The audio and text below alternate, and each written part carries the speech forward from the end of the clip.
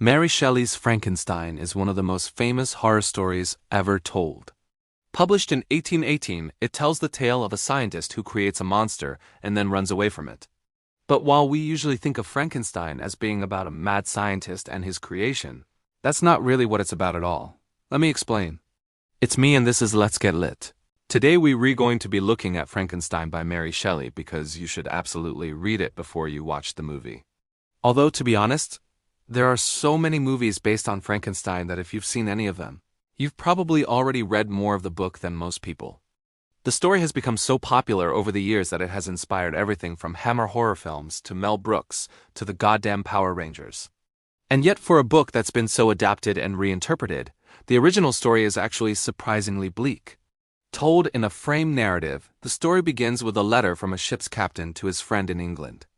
The letter details the incredible journey he just took with an unexpected stowaway named Robert Walton, who is determined to sail past the known world and reach the North Pole. But as winter sets in, and the crew begins to suffer from the cold, Walton becomes obsessed with the idea of finding someone who might have beaten him to the pole, possibly a rival scientist named Victor Frankenstein.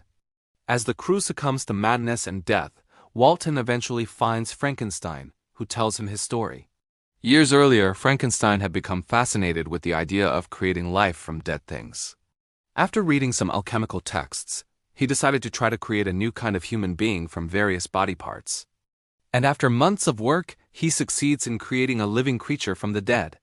But upon seeing the monster he created, Frankenstein immediately regrets it. He is disgusted by the creature's grotesque appearance and abandons it. The creature, left to fend for himself, learns how to survive in the world by watching a family of peasants.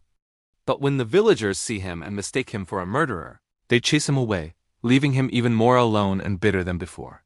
In response, the creature demands that Frankenstein make him a companion so that he won't be alone anymore.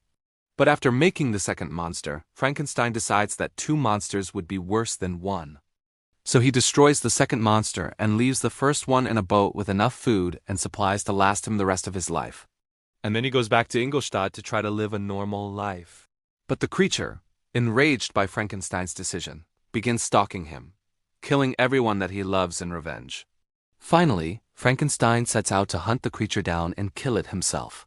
But he dies of exhaustion, and the creature, believing that he is responsible, kills himself as well. So what's the lesson here, kids? Well, if you want to take the time to look beyond the classic Universal horror movie version of the story, there are a few different lessons you can take away. On the most basic level, the story warns against playing God. Although I will say that for a book that came out only a few years after Mary Shelley's own father died and was brought back to life, it's surprising how anti-science this book is. If anything, Frankenstein seems to show the dangers of trying to control nature, whether that be through science or magic. But perhaps the scariest lesson we can take away from the story is that sometimes humanity itself is the real monster. So next time you find yourself watching one of the many Frankenstein adaptations, remember that the best special effects and makeup can compete with the truly horrifying idea that people might be more afraid of each other than of the monsters that we create. Frankenstein by Mary Shelley is in the public domain, meaning it's free for you to read online or in physical libraries. I'll put a link to a good edition in the description. And if you enjoy my analysis of it, you can help support the channel through various platforms. But regardless of how you choose to get your hands on it, I encourage you to pick up a copy of Frankenstein and dive into one of the most terrifying stories ever told. Because after you hear this, I bet you will all agree that there's thus nothing more horrifying than a monster movie that makes you think. Thanks for watching.